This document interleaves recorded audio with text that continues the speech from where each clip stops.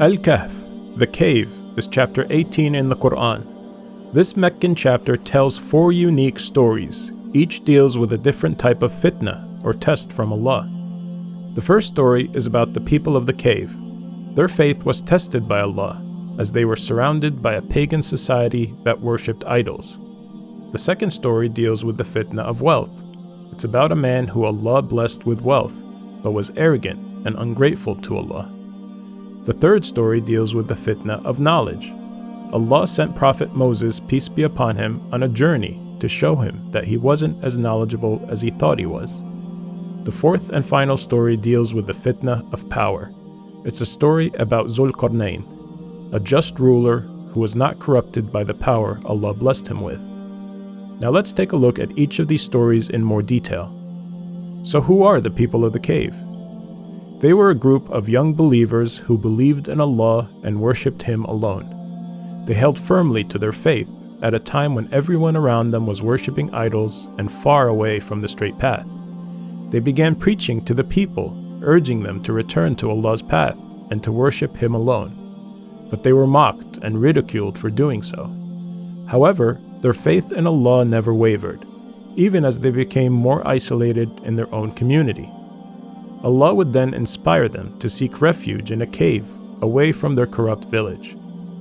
So they took their dog and left their homes and comfortable lives behind and went to live in this cave. وَإِذِ اعْتَزَلْتُمُوهُمْ وَمَا يَعْبُدُونَ إِلَّا اللَّهَ فَأْوُوا إِلَى الْكَهْفِ يَنْشُرْ لَكُمْ رَبُّكُمْ مِنْ رَحْمَتِهِ وَيُهَيِّئْ لَكُمْ مِنْ أَمْرِكُمْ مِرْفَقًا. Since you have distanced yourselves from them and what they worship besides God, take refuge in the cave. Your Lord will extend His mercy to you and accommodate you in your ordeal. It is in this cave that Allah would bless them with great miracles, one of them being that they would sleep for 309 years. During that long period of time, Allah would protect them from the heat of the sun, turning their bodies away from the sunlight. He would also circulate air inside the cave so they can breathe. When they finally woke up, they asked each other, "How long have we been sleeping for?" "Maybe a day or part of a day," one replied. Hungry for food, one of them took some of their money and returned to the village to get something to eat. When he arrived there, he was stunned to find an entirely different village. The people of their village were now believers and were worshipping Allah alone. He would come to realize that the money he brought with him to buy food was old and useless. They would then come to realize that Allah intervened to protect them at a time when everyone around them was corrupt and worshipping idols. Allah preserved their bodies and resurrected them when the people of their village were back on the straight path, worshipping Allah alone. We learn from their story that in the face of overwhelming corruption and misguidance all around you, if you stay firm on the straight path and hold on to your faith, Allah will always take care of you. The chapter then moves on to the next story that deals with the fitna of wealth. It's a story of a man that Allah blessed with 2 beautiful gardens and a river that flowed between them. And even though he became very wealthy, he was ungrateful to Allah and never acknowledged Allah's role in his prosperity. One day, he invited a friend who was less fortunate than him. He wanted to show off his wealth to this poor man, so he gave him a tour of his property, boasting that his land will never perish and that there is no day of judgment. His friend would challenge him, reminding him that Allah is the one who created him from dust and made him into the man he is today. "If only you had said when you entered your property, 'This is what God has willed,' there is no power except with God," said the poor man. But the wealthy man's arrogance would soon doom him, as Allah would go on to destroy his gardens and crops, leaving him with nothing. Allah would then remind us that this world is temporary, and regardless of how blessed we are, nothing comes close to the everlasting reward of the afterlife. المال والبنون زينة الحياة الدنيا والباقيات الصالحات خير عند ربك ثوابا وخير أملا. Wealth and children are the adornment of this worldly life, but the everlasting good deeds are far better with your Lord in reward and in hope. The chapter then moves on to the third story that deals with the fitna of knowledge, and that's the story of Prophet Moses, peace be upon him, and Al-Khidr, A man came to Moses one day and asked, "Who is the most knowledgeable person on earth?" "That would be me," Moses responded. So God revealed to Moses that he was wrong to say that, and there was in fact someone who is more knowledgeable than him. God instructed him to go meet this man, whose name is Al-Khidr, and that he will find him where the two seas meet. So Moses, peace be upon him, took his young servant and set out on this long journey and eventually found the right spot. فَوَجَدَ عَبْدًا مِّنْ عِبَادِنَا آتَيْنَاهُ رَحْمَةً مِّنْ عِنْدِنَا وَعَلَّمْنَاهُ مِنْ لَدُنَّا عِلْمًا. There they found a servant of ours, to whom we have granted mercy from us, and enlightened with knowledge of our own. Moses says to him, "May I follow you, and perhaps you can teach me some of the guidance you've been taught?" "You won't be patient enough with me," said Al-Khidr. "And how could you be patient with what is beyond your realm of knowledge?" Moses responded, "You will find me patient, God willing, and I will not disobey any of your orders. Then if you follow me, do not question me about anything until I myself clarify it for you." So they set out on this journey together, and they board a ship.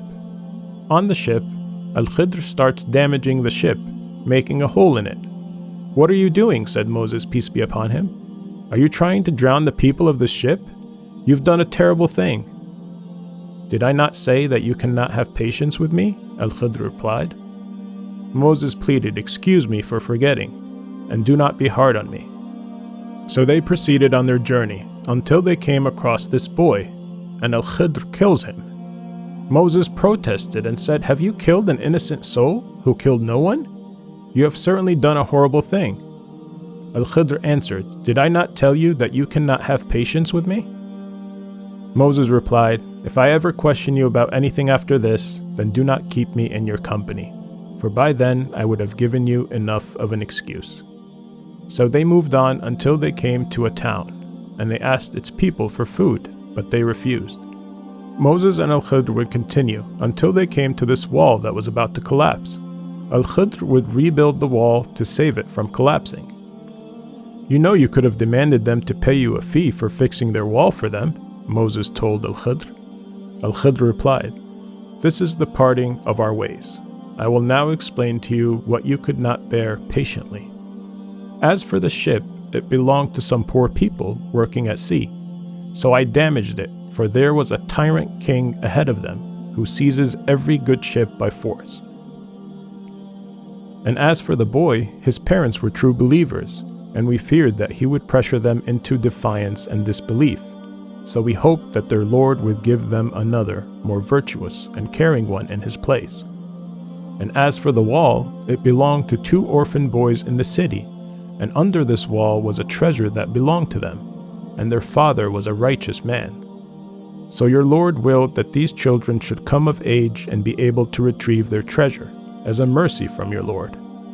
I did not do it all on my own." This is the explanation of what you could not bear patiently.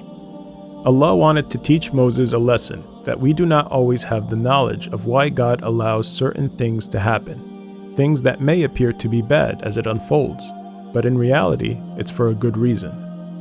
Now we come to the final story of this chapter, which deals with the fitna of power. It's the story of Zul-Qarnayn, known as the man of the 2 horns. He was a righteous king who traveled far and wide. He was an honorable and just ruler, whom Allah blessed with vast land and tremendous power. إِنَّا مَكَّنَّا لَهُ فِي الْأَرْضِ وَآتَيْنَاهُ مِنْ كُلِّ شَيْءٍ سَبَبًا. Surely we established him in the land, and gave him the means to all things. So he set out on journeys to the far east and far west, where he helped guide people to the straight path, brought them prosperity, and ruled over them with justice. Then he traveled a 3rd course, حتى إذا بلغ بين السدين وجد من دونهما قوما لا يكادون يفقهون قولا. Until he reached the pass between 2 mountains, he found in front of them a people who could hardly understand his language. They pleaded with him to save them from Gog and Magog. Gog and Magog were 2 neighboring peoples who violently raided their village and spread corruption throughout the land. "Should we pay you tribute provided that you build a wall between us and them?" said the people to Zulqarnain. He responded, "What my Lord has provided for me is far better, but assist me with resources, and I will build a barrier between you and them." "Bring me blocks of iron," he asked the people. They would fill the gap between the two mountains with iron, making it red hot, and pouring molten copper over it, making it near impossible to climb or penetrate. فَمَا اسْتَطَاعُوا أَنْ يَظْهَرُوهُ وَمَا اسْتَطَاعُوا لَهُ نَقْبًا. And so the enemies can neither scale nor tunnel through it. He then declared to the people, "This is a mercy from my Lord. But when the promise of my Lord comes to pass, he will level it to the ground, and my Lord's promise is ever true." Meaning this wall won't last forever, and there will come a day when Allah will allow it to be leveled, and Gog and Magog will come through. وَتَرَكْنَا بَعْدَهُمْ يَوْمَئِذٍ يَمُوجُ فِي بَعْضٍ وَنُفِخَ فِي الصُّورِ فَجَمَعْنَاهُمْ جَمْعًا. On that day we will let them surge like waves over one another. Later the trumpet will be blown, and we will gather all people together. Yag and Magog's eventual coming out from behind this wall that Zulqarnain built is known to be one of the major signs of the final hour, right before the Day of Judgment. The story of Zulqarnain is a reminder that God will grant certain people power. What they do with this power is a test by Allah. Some will be corrupted by power, while others will use it for good. These 4 stories represent different ways Allah will test us in this world. It is encouraged that Muslims read this chapter every Friday to remind themselves of these trials and to protect themselves. Help us create more videos by visiting our website today and contributing to our mission and project. Please subscribe to our YouTube channel to access more videos and content.